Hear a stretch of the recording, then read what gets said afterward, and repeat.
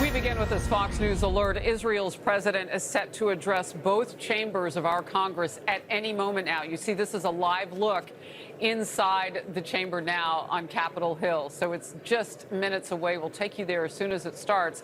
The backdrop to this comes with complete aggression, if you will, from the most far-left members of the Democrats, so-called squad members, and even other Democrats now have voted against supporting America's bond with our closest ally, Israel, in the Middle East.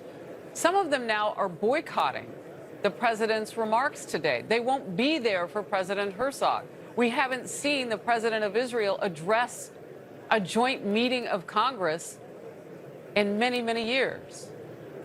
I'm Harris Faulkner. You are in the Faulkner Focus. Isaac Herzog's speech marks the 75th anniversary of Israel's statehood, and it comes as Democrats are divided over support for this nation. 9 progressive Democrats, who I just mentioned, including members of the squad, voted against the pro-Israel measure, which ultimately passed overwhelmingly. The resolution in reaction to Congresswoman Pramila Jayapal calling Israel a racist state. It affirms that Israel is not a racist state and rejects all forms of anti-Semitism and xenophobia. Congress's only member of Palestinian descent, Rashida Tlaib, also a squad member, tore into Israel right before that vote. Look at this. We're here again, reaffirming Congress' support for apartheid, policing the words of women of color who dare to speak up about truths, about oppression, is just not what we should be doing here in Congress. And let's just get this record straight here. Israel is an apartheid state.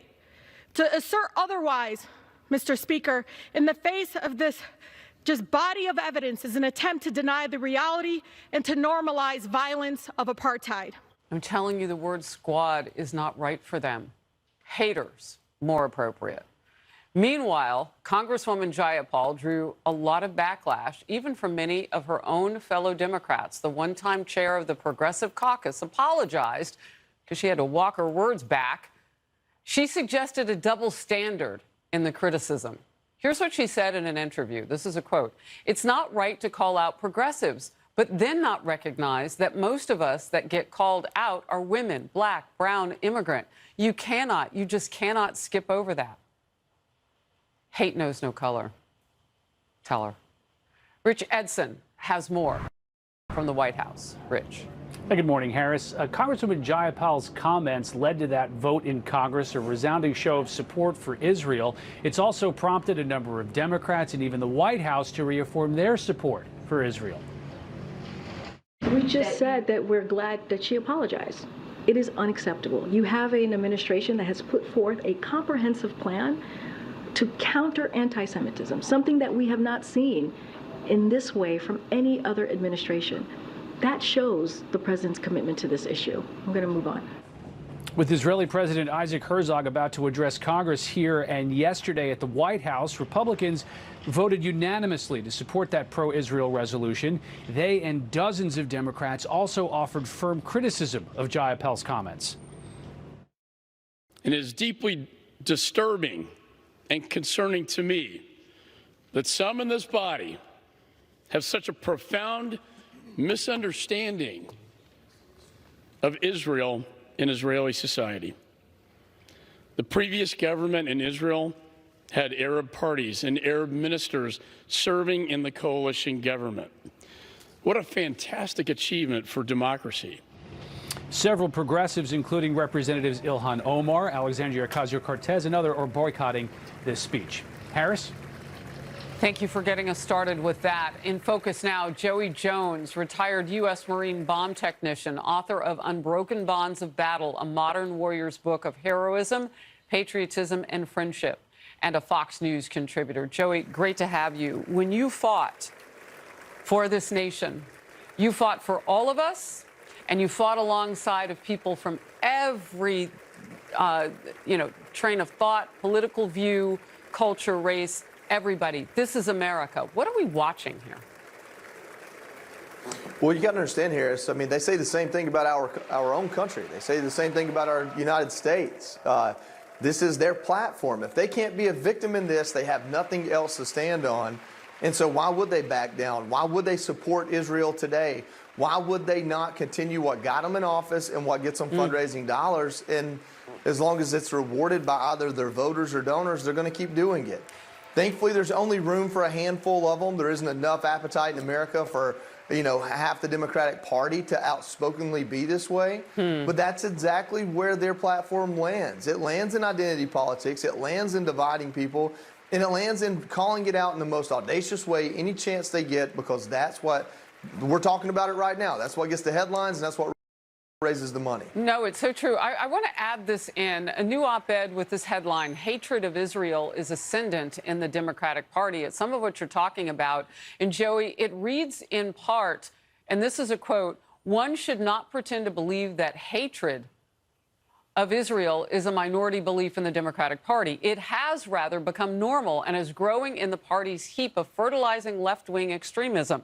As Democrats become more extreme, this will hurt not just Israel, but the United States, too." I mean, you touched on that. Go deeper. Yeah, it's one thing if it's an educated look back at history and take an objection to the establishment of the country or take an objection to the policies of the government, but they make overarching words that really are hateful and hurtful towards anyone associated with Israel, to include Jewish people in this country. And I think that's the part when they play in that gray area that it just comes across as hatred and honestly racism in its own right. I think that's much different. I think everyone in Congress has the opportunity to criticize policies, both our policies towards Israel or Israel's policies towards the Palestinian people. But when you say Israel is racist and it's an apartheid state, you're really just attacking the idea of Israel. And I think that's what really is hurtful towards people. Yeah, what we're looking at right now, though, is a warm reception for President Herzog, who's come all the way from Israel. And look, I'm not going to sugarcoat this. The president made this trip even more central. And the fact that he, the first in decades to address, as president from Israel, to address this joint meeting is critical. And the timing of it couldn't be more important with what our president has said. Your thoughts about President Biden this week and calling that nation of Israel extreme? Yeah, I think, if you want to draw a stark contrast in what's about to happen in 2024, look at what President Trump did with Israel and establishing our embassy and creating even the Abraham Accords to make things more peaceful in the Middle East. And look at where President Biden is, where just about every diplomatic solution he thinks he's pursuing just creates more problems.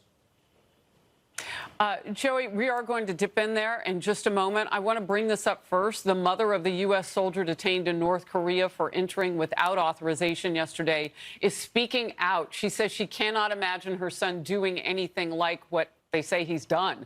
The Pentagon says Private Second-Class Travis King crossed into the North willfully and was supposed to return to the U.S. to face disciplinary action for disobeying orders. Instead, he left from the airport and joined a tour of the demilitarized zone. That's that buffer between North and South Korea, the DMZ. He crossed the border into North Korea. North Korean officials took him into custody. A New Zealand tourist saw it happen.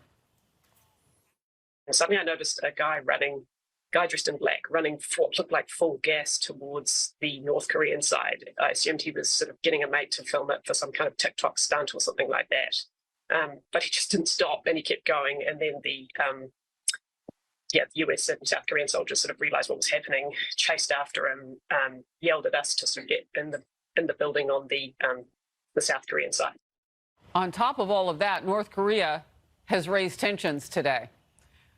The nation fired 2 missiles into the sea as a U.S. nuclear submarine docked in South Korea was there in that area. The South Korean country calling it a major provocation. So far, the North has not responded to the U.S. outreach over Travis King. Defense Secretary Austin says he's concerned for King's welfare. Joey, what's your take on all of this? Yeah, it sounds like the United States military is saying he's defected because he wanted to escape punishment. If that's the case, he could have picked 100 other places to go other than North Korea to seek asylum. Part of me hopes that it's not the case, but it sounds pretty plausible. And I don't know how hard we're going to work to get someone back who defected and ran away from his own brothers and sisters on the front line. Wow. We are going to pick up where we started here and go to Capitol Hill right now, where the president of Israel is speaking to a joint meeting of Congress. It's history making. Joey Jones, thank you for being with me. Let's watch together. Haifa, fought in the Israeli military, and fell in the battle for Israel's independence just weeks before their wedding. Although decades had gone by and she rebuilt her life, the cracks in her heart remained. That moment in which I learned of the life he gave for the state of Israel spoke to the very core of the bond forged between the people of the United States and the people of Israel. How the nations we built overcame loss. How deeply our stories complement each other's. How far we have all come together.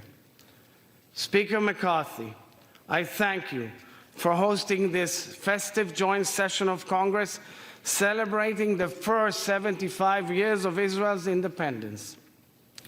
Just a few weeks ago, during your first trip abroad as Speaker, you honored the Israeli people by addressing the Knesset in Jerusalem, the capital of the State of Israel and the Jewish people. Your sincere expression of friendship on behalf of the United States of America truly resonated with the Israelis. Thank you.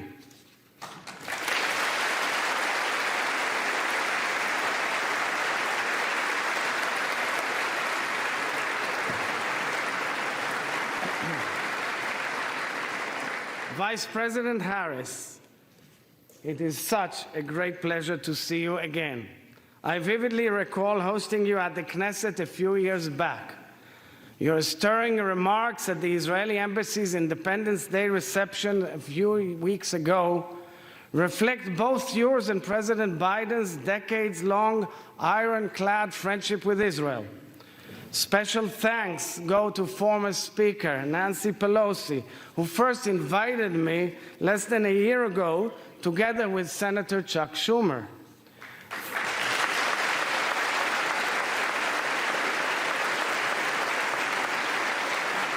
And special thanks to dear friends, Senate Minority Leader Senator Mitch McConnell and House Minority Leader Congressman Hakeem Jeffries for this bipartisan, bicameral invitation. And my thanks also to the distinguished members of the Escort Committee for greeting me so beautifully.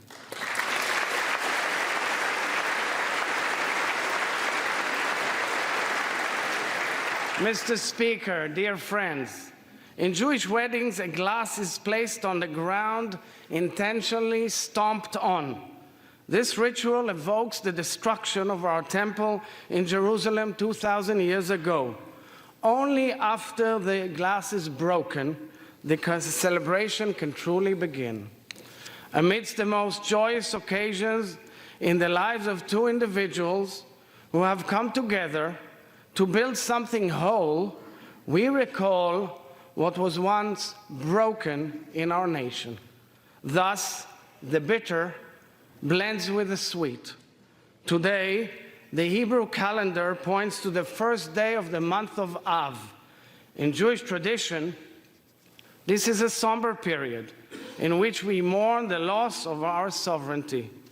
Jewish communities all over the world lament the beginning of our national exile, where throughout 2 millennia, we continuously expressed a spiritual connection to our ancestral homeland, a longing to return home and regain our independence. Yet today, at this moment in my people's history, gathering on Capitol Hill to celebrate 75 years of Israeli independence with our greatest partner and friend, the United States of America, my soul is overflowing with pride and joy.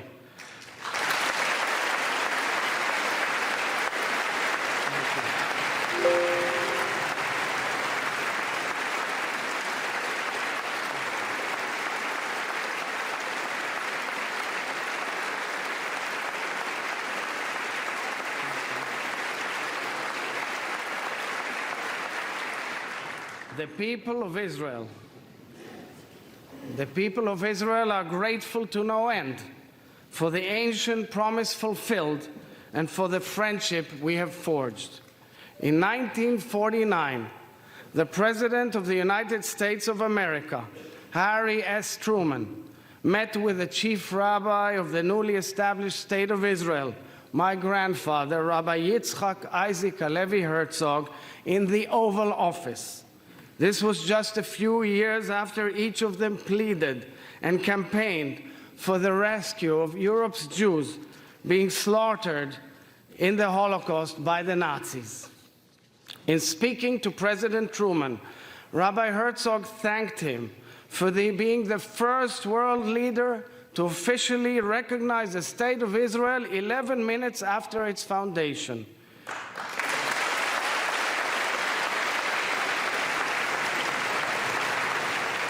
Look at that. Such important history that we're getting from the president of Israel right now. He's talking about his familial history, which also includes his father, Chaim Herzog, who was also at one point the leader of that great nation. And the backdrop, again, for all of that are the American members, the so-called squad, who you know I called haters after their behavior this week, especially toward Jews, and boycotting this joint meeting of Congress right now. Even with that going on, Israel stands with us. Even with that video of the president yesterday, and I don't know if you watched the whole 15 minutes or what you saw. I watched it on C-SPAN. He nearly fell asleep at one point looking down at his notes. Even with all that, we are with them and they are with us. I want to bring back Joey Jones now, retired U.S. Marine bomb tech, author of Unbroken Bonds of Battle, a modern warrior's book of heroism, patriotism, and friendship, a Fox News contributor. I want to talk with you right now about our relationship with Israel and how critical this moment is and how worthy it is of us to see, of our time to see and be reminded of our bond with Israel. Yeah, I think the best way to put it is there is no Israel today as it exists without the sacrifices of the United States.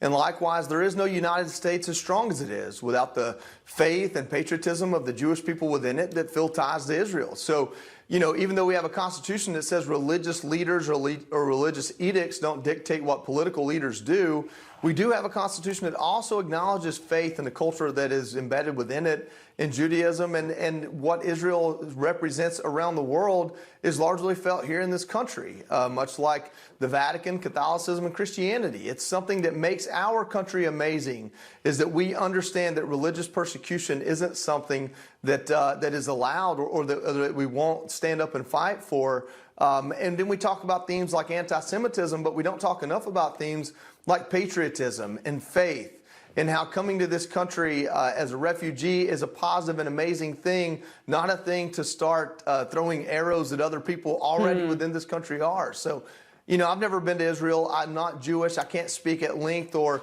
is incredibly educated on the faith or the country. But what I can tell you is inside this country, we don't tolerate anti-Semitism for a reason. And we also don't tolerate the idea of standing here and throwing arrows at our allies, knowing that it only causes division. And so what the events of this week and some of the members of Congress, what they had to say, you know, it comes back to what my mama said, which is you can say anything if you say it the right way. If you say it in a way that brings people in, not just pushes them away. And I think that's the problem, is they're not trying to take issue with certain policies. They're trying to take issue with the idea and the existence of a Jewish state. And that's what's scary about it. Yeah, it's an existential conversation that they are having. Yeah. An important one is happening right now between the president of Israel and our united Congress. I say that bicamerally. It's bipartisan for the most part in that chamber today. Joey Jones, great to have you in focus as this breaking news is coming together. Thank you. Thank you, Harris.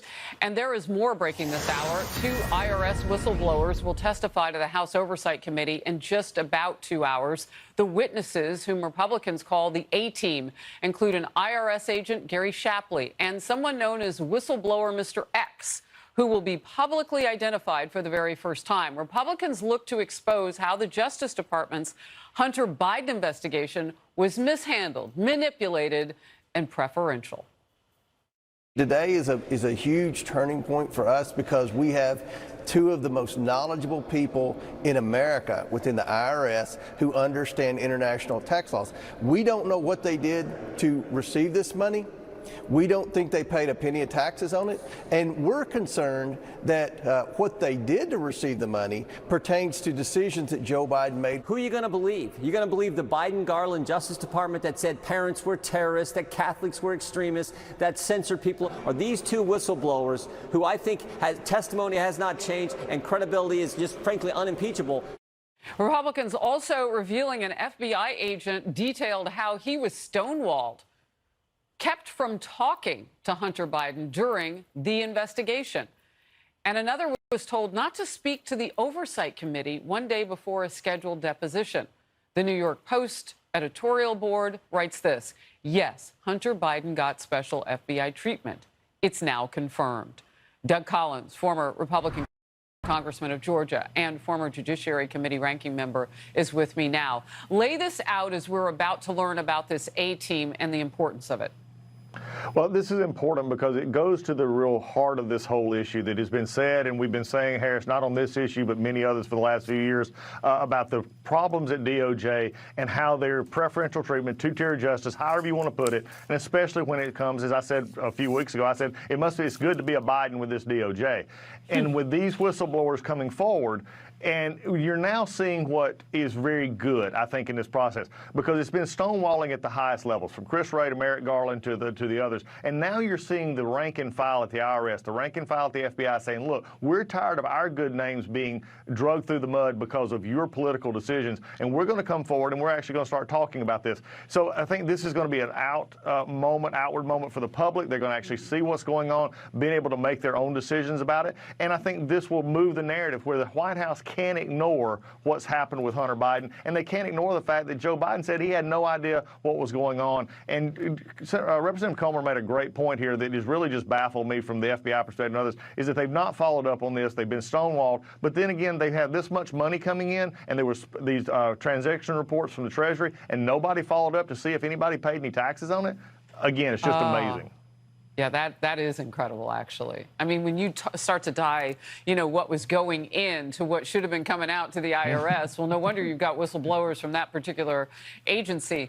Look, if you can, I mean, it wasn't that long ago that you were on Capitol Hill. What is the stomach among Democrats that you know of right now in office for really doing what they need to do once the facts start to come out? I think many of them are concerned, and I think this is, a lot of them have went along with the party line, and you see this a lot, Harris, on both sides, whether it's Republican president, Democrat president. But when the facts start lining up, let's go back and again, without drawing a direct correlation, but I think it's an appropriate one here. When you go back to Nixon, you go back to some of these other Clinton and others, especially Nixon, when the lineup starts coming out, they're saying, hey, here's what's actually happened. We show this preferential treatment. Look, Merrick Garland needs to be very concerned. Chris Wray needs to be very concerned. Joe Biden and others themselves who have actually perpetrated the fact that they knew nothing about it. This is when all of a sudden behind the scenes, when the camera may not be rolling, they're saying, oh, Lord, what is this next, shoe going to drop? Is it going to be something that sticks? Is it going to be something that actually is going to force me to decide that, hey, Joe Biden and his family have been doing this for years. What am I going to have to come? So I think there's concern among Democrats right now at what's coming out and how much is coming out, because it's hard to defend the way they've treated Donald Trump and others and the way they've treated Joe Biden and Hunter Biden. All right. We will cover every second of it today. Later this afternoon, 1 p.m. Eastern. That all kicks off on the Hill. And we'll learn about that unidentified whistleblower until this point. Thank you for all of your remarks and being with me. Good to see you. Thanks, Harris. Take care. Former President Trump sent a very clear message at a Fox News town hall last night. It was his first time we got to see him react after he was informed that he is, in fact, the target of the special counsel's January 6th investigation. I don't think they've ever sent a letter on Sunday night. And they're in a rush because they want to interfere. It's interference with the election. It's election interference. Never been done like this in the history of our country, and it's a disgrace. What's happening to our country, whether it's the borders or the elections or kinds of things like this, where the DOJ has become a weapon for the Democrats, an absolute weapon. Well, some legal experts automatically coming to the former president's defense. Brett Tolman tweeted, "This makes no sense. And Senator Ted Cruz tweeted, the DOJ has turned our institutions into enforcers for the Biden administration's partisan priorities. The criminal probe, the latest in the growing list of actions against the former president. Congressional correspondent Aisha Hasni with her report now. Aisha. Harris, good morning to you. Well, on the campaign trail, this is not what the GOP candidates want to be talking about, but it is dominating the trail right now. Last night in New Hampshire, right before taking the stage for his own town hall, Tim Scott responded to the Trump news. He says Democrats are hunting Republicans.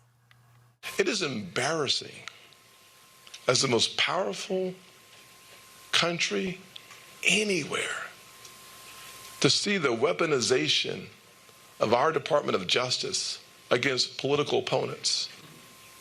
It's embarrassing. Meanwhile, Florida Governor Ron DeSantis, who was really hoping for a campaign reset in the South state of South Carolina yesterday, instead spent the entire day defending Trump in every interview. When you're going after somebody on the other side of the political spectrum, if you're stretching statutes to try to criminalize maybe political disagreements, that is wrong. Not everyone fighting for the nomination has been as sympathetic. Nikki Haley showing frustration over the primary season being taken over by Trump's lawsuits and legal fees. The former president usually sees a bump in polling after news of an investigation. No doubt all the candidates, Harris, will be watching those numbers closely in the coming days. Thank you very much. Florida Governor Ron DeSantis trying to close in on former President Trump in a key early primary state. We'll take a look at that. There are concerns about DeSantis's campaign, and now he's firing back on that. Plus, how a third-party run could shake up the entire race for the White House, mostly for the Democrats. Third parties have effects at the end that we cannot predict, but we're going to have, I think, a chance for a third party in 2024 that could have a big impact on the outcome of the election, one way or the other. One name, Manchin, Senator Joe Manchin. Why Democrats seem to have a lot more to lose in this scenario. Our political panel next. Could the Republican race for president be tightening up on the Republican side in the early primary state of New Hampshire? A new poll out of New Hampshire shows former President Trump with 37%, still 14% ahead of Florida Governor Ron DeSantis and the rest of the pack. But in April, Trump held a little bit larger lead of 20% over DeSantis and all of them. Well, actually, technically not everybody was in the race then. New Hampshire numbers of today, though, are not wiping away concerns about the DeSantis campaign on the national level. And he has a lot to say about that. Watch. Republican voters see you as less and less electable. What do you say to that analysis? Well, I don't think it's true. I mean, the proof is in the pudding. We're leading a big movement for parents' rights, to have the parents be involved in education, school choice, get the indoctrination out of schools. You got to get people to come out in the middle of January in Iowa to caucus for you. That is not going to make the same type of splash as if you were trying to run ads nationally or do those other things. And so we've been making, really good progress.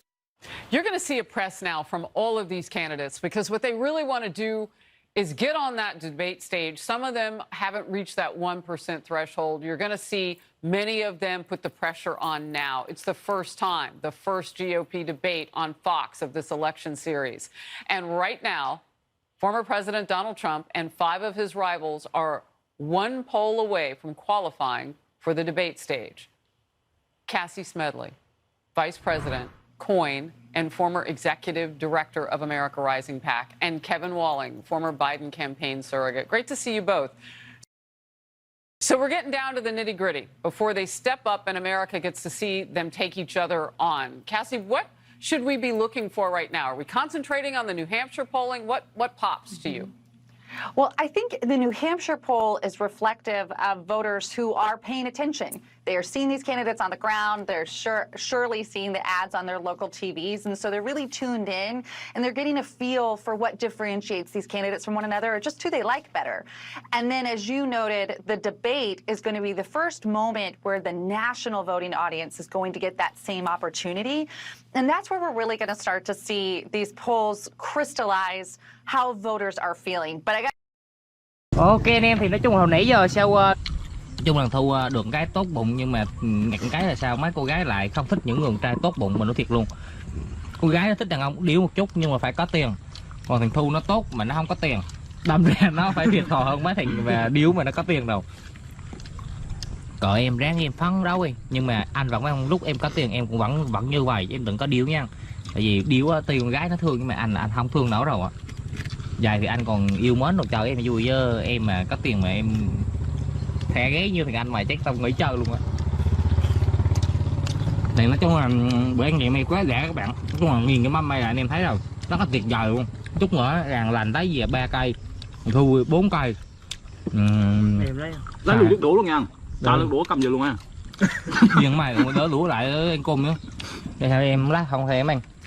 Xài. Dạ, đâu ăn đâu. Tới giờ em. Thiệt. Này nó tậu phải không? Thôi em giờ gấp quỳ mẹ đi, biến mẹ em. Tụi em nói gì thấy tậu quá. Mà mấy đứa mà to ra mà tậu hiền từ mấy đó mới hiền tâm. Còn thiệt tình nhân Thu với đây anh dụ anh nói vậy thì em cảm ơn em đem những cái này nó hiếm lắm, nó muốn ăn là nó ăn cái da tài luôn chứ nếu ăn nhỏ nhỏ này đâu các bạn. Thì mọi người thấy cái bữa ăn ngày hôm nay cái vui không? Nói chung là đơn giản là vì mùa dịch mà đâu có thể nào mình tạo ra những cái video mà sáng khói hơn như thế này được. Chủ yếu là như thế này thôi. Thì mấy bữa sau thì mình sẽ cố gắng lên nhà Thu nhà mấy đứa em chơi, kiếm gì phá rồi cho nó chơi vui. Chứ còn bây giờ đây chỉ như thế này thì các bạn, bây giờ nói chung là nhiều khi mình muốn làm clip cho Thu á, mà mấy nay mình chưa lên nhà nó được. Tại vì nhà nó có con em gái, mỗi lần mình vô là mình nghe em gái nó kêu đang tắm là mình thấy mệt rồi, mình phải đi quay ra mình mệt quá. Cho nên mình ngại, mình không dám lên. Tính mình ngại nữa. Gì vậy nghe con gái tắm mình đời là mình không dám đứng gần do mình sợ nghe tiếng nước chảy.